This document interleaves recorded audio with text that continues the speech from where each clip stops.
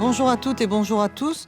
Nous sommes très heureux de vous accueillir aujourd'hui à ce colloque ANR Arbres, Bois, Forêt et Société. Nous sommes également très heureux que vous ayez été très nombreux à manifester de l'intérêt pour notre manifestation puisque vous êtes 337 inscrits à ce colloque.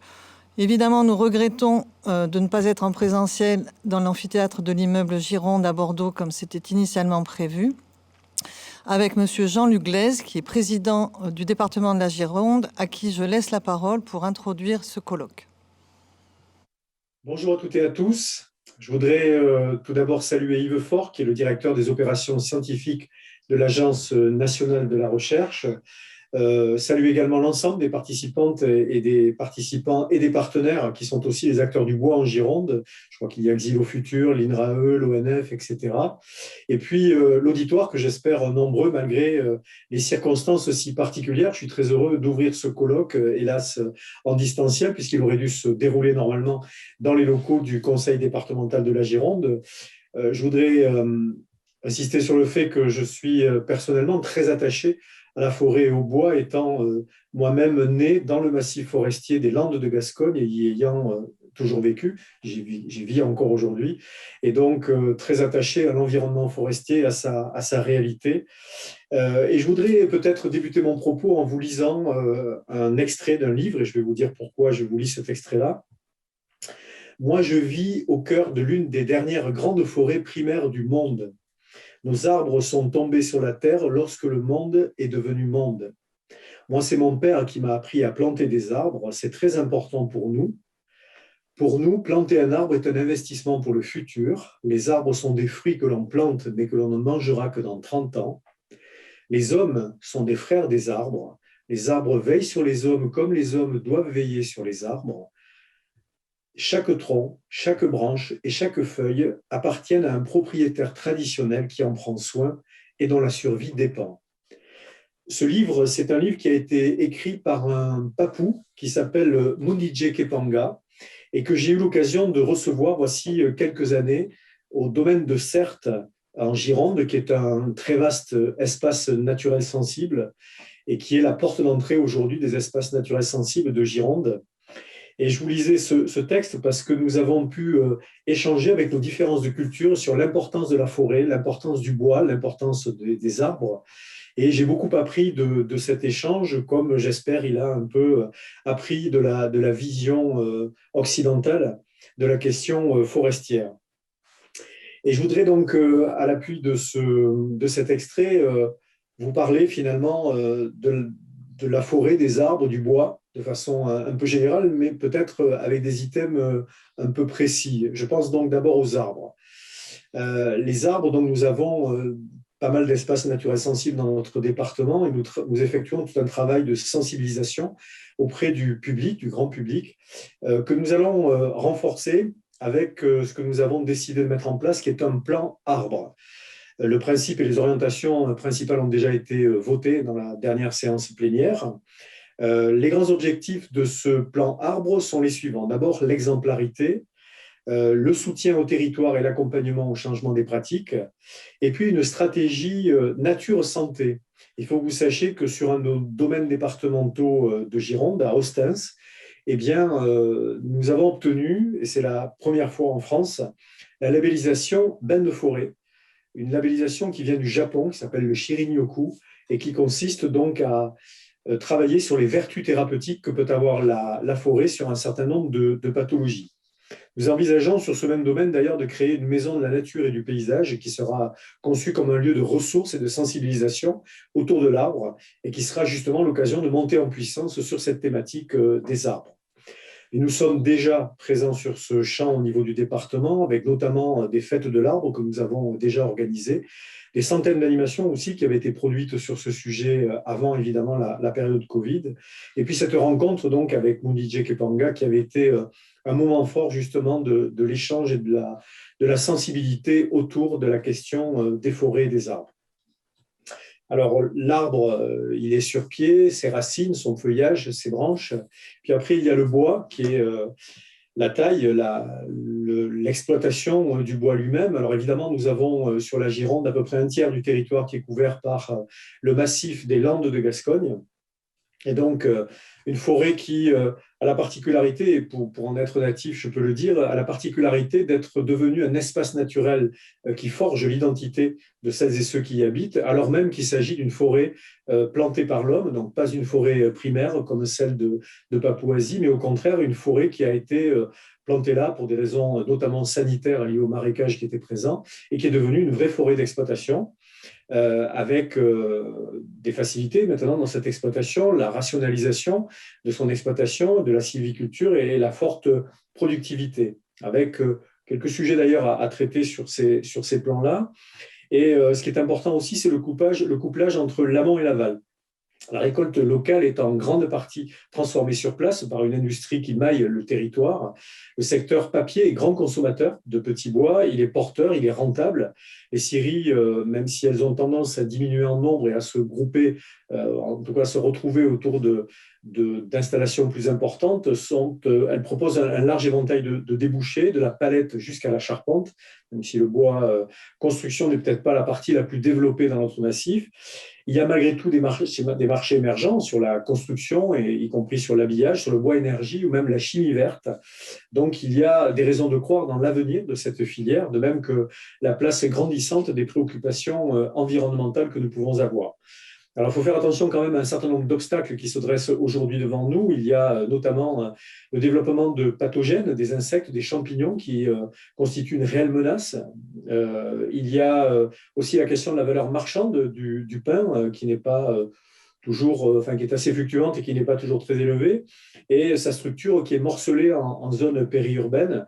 Le foncier forestier est donc fortement vulnérable aux pressions extérieures, l'urbanisme, les infrastructures de transport, l'agriculture, les énergies renouvelables. Il faut savoir qu'aujourd'hui, louer une parcelle à un exploitant de centrale photovoltaïque peut être 20 à 75 fois plus rentable que l'exploitation forestière.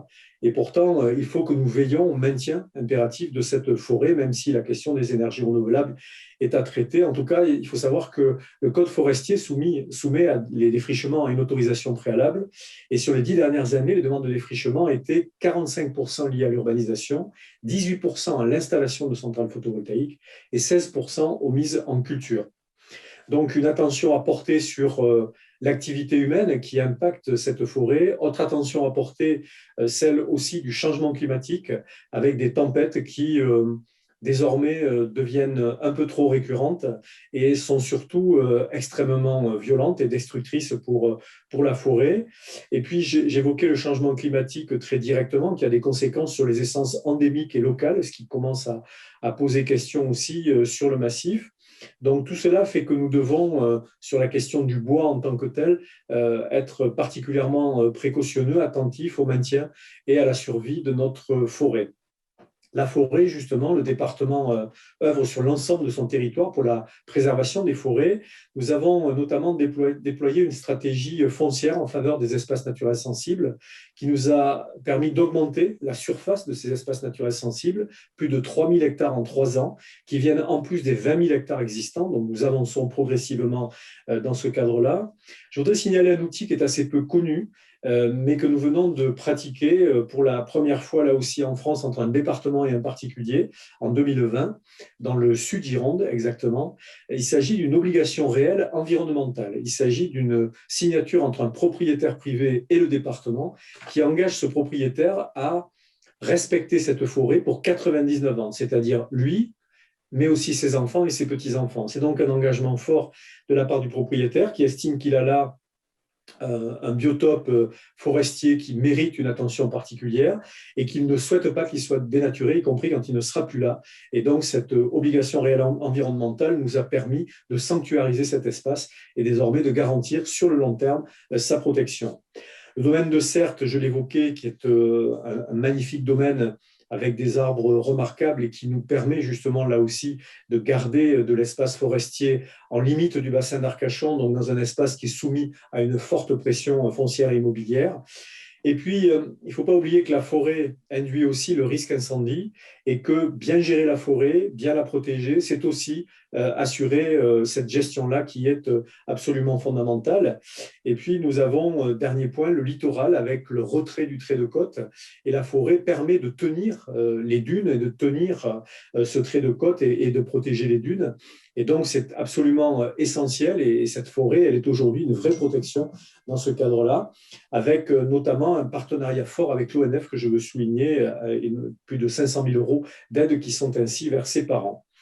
Donc, quoi qu'il en soit, moi, je suis convaincu de l'importance de la forêt, de l'arbre et d'une exploitation raisonnée du bois.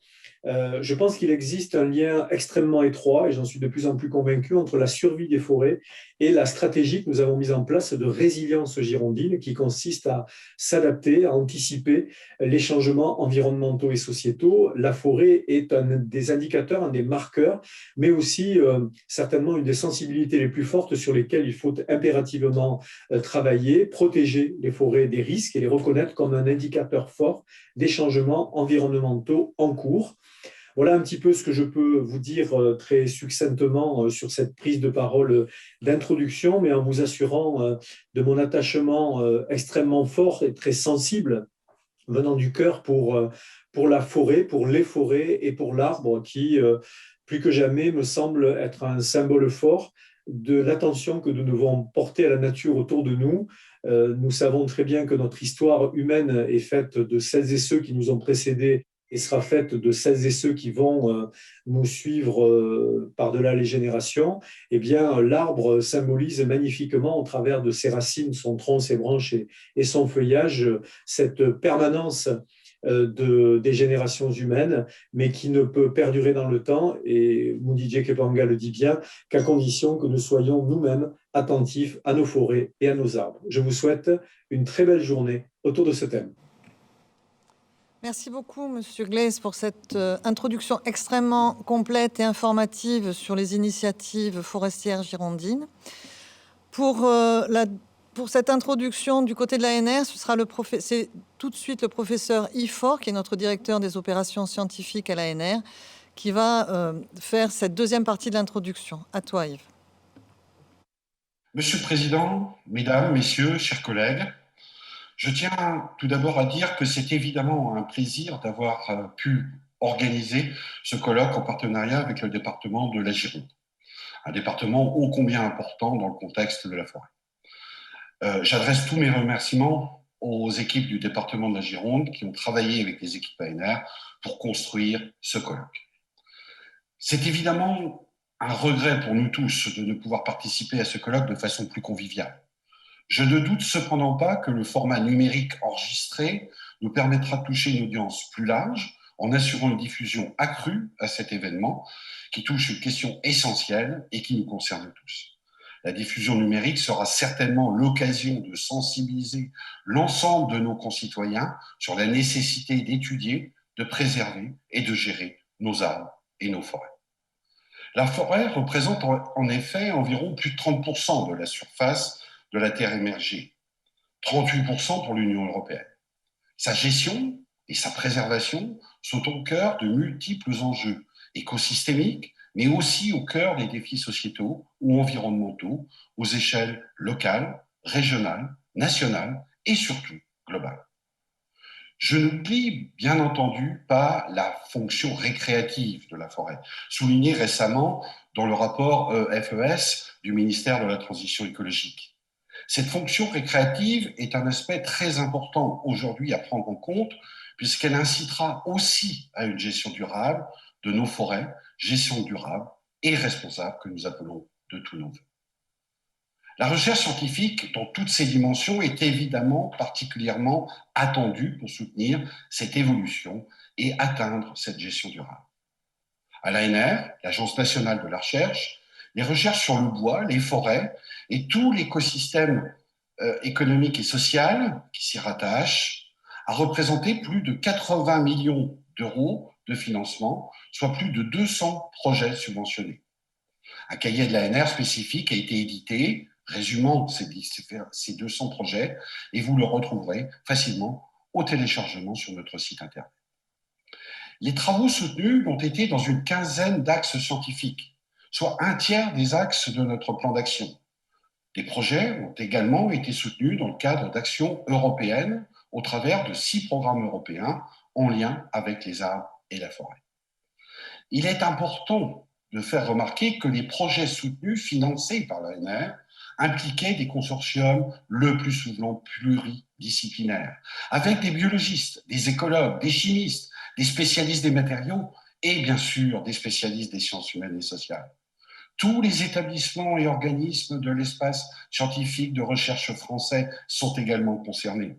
L'INRAE, bien sûr, l'IRD, le CIRAD, les universités, le CNRS et l'INSERM, sans oublier les centres techniques du bois et les organismes forestiers.